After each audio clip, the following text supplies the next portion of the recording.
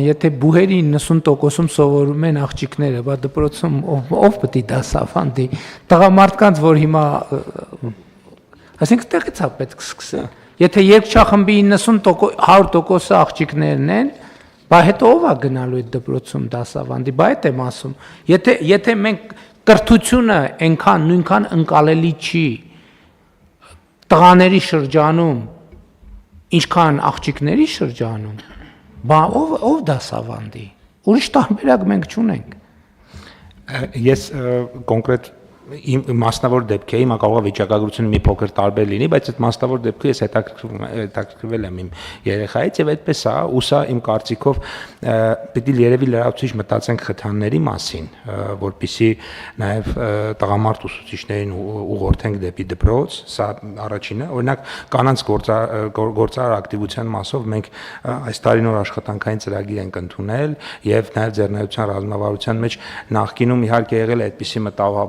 մտահոգություն, որ ուղղակի այսպես ասած ձևական փոփոխություն կարվի նույն ընտանիքի ենթադրենք տղամարդ անդամից դեպի կին անդամ փոփոխություն բիզնեսի մեջ, բայց նույնիսկ եթե անգամ այդպես լինի, իմ կարծիքով այդտեղ էլի վատ բան չկա, մենք նույնիսկ անգամ այդ ձևական փոփոխությունները իրենք ժամանակի ընթացքում կբերեն կնոջ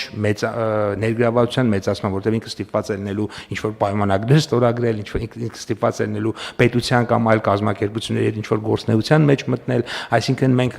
անգամ նույնիսկ եթե գործառնական հիմնական գործառույթը տղամարդը իրականացնի, ընդհանրենք ընտանեկան բիզնես է, կինը ստիպված է լինելու որոշ դեպքերում ներգրավել այդ process-ի մեջ եւ դա էլի իր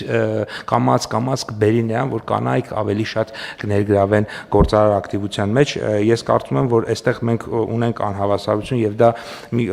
եւ օբյեկտիվ հիմքեր ունի եւ նաեւ ունի որոշակի մշակութային եւ այդ թվում նաեւ ձեր նշած քրեական մշակույթի հետ կապված տարերը եւ կարծում եմ լրացուցիչ միջոցներ է պետք, որպիսի մենք ազդենք այս process-ի վրա, որովհետեւ էլի եմ կրկնում իմ տպավորությամբ մենք չունենք խտրականություն եւ պետության եւ մասնավոր հատվածի կողմից, բայց ունենք անհավասարություն խիստ։ Հիմա տենց մի հատ բուրըն բանավեճի բան դրիկ, թեմա դրիկ, հիմա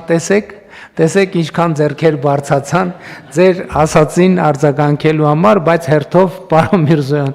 համեց։ Պարոն վարչապետ, ես ուզում եմ ասել, որ ինքս շատ մեծ կարևորություն եմ հաղորդում եւ ռազմավարությանը եւ իհարկե ավելի շատ այն ճանապարհային քարտեզին, որով մենք պետքա իրականացնենք այս ռազմավարությունը եւ հիմա ասեմ ինչու։ Ես կարծում եմ, որ վաղուց ժամանակն է, որ մենք պետքա շատ բարձրաձայն խոստովանենք, որ Հայաստանի Հանրապետությունում կա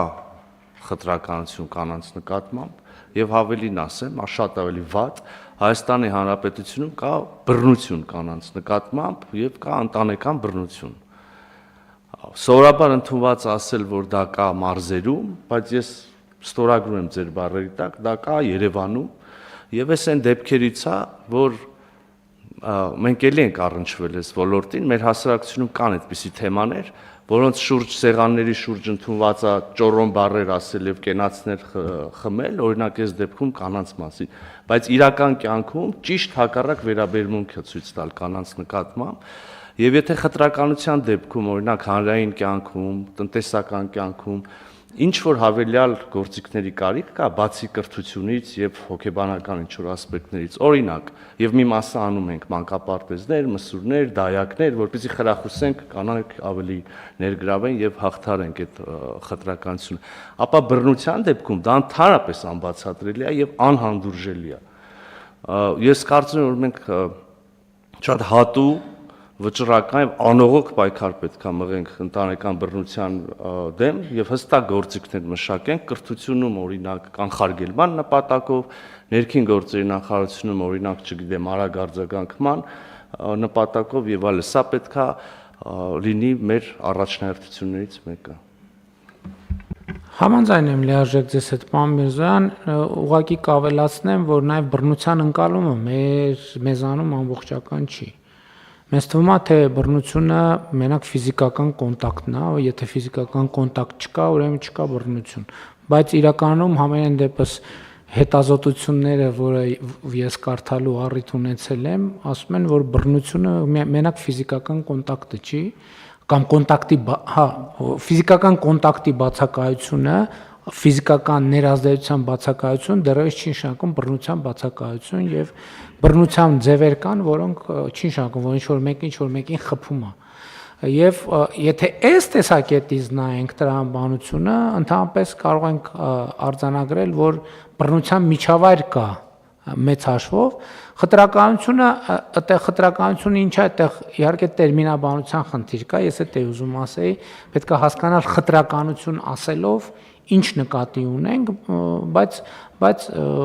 այդ բանավեճը, բայց այո, այն որ կա բռնություն եւ բռնության միջավայր, դա ակնհայտ է, ընդհանուր առմամբ մեր երկրում կա բռնության միջավայր, որովհետեւ խոսքային վերբալ բռնությունն էլ է բռնություն։ Իսկ երբ որ տեսնենք այս առումով գնահատենք իրադրությունը, շատ բան կլինի, շատ ավելի տխուր պատկեր կստանանք, եւ բայց ես վերադառնալով հարցի մյուս հատվածին, երբ որ խոսում էի, որ տղաների կրթության նկատմամբ տղաների վերաբերմունքի ձևավորման մասին, հրճա մենք պետքա նաև ես օրինակ այդ բանը ինձ զարմացրել է միշտ, ես տենց էլ չեմ կարողանում հասկանամ դա որտեղից է ծագում եւ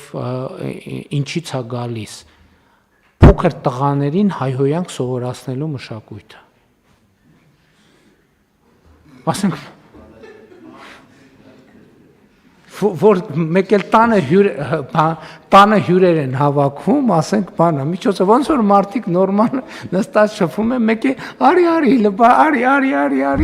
ասա դե բանին ինչ ես ասե, տատիկին ինչ ես ասե։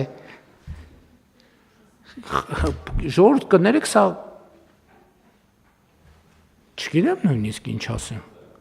չգիտեմ նույնիսկ ինչ ասեմ, էլի, ասենք սա ես բարեբախտաբար կարգավիճակի բերումով ահագին երկար չեմ առնչում նման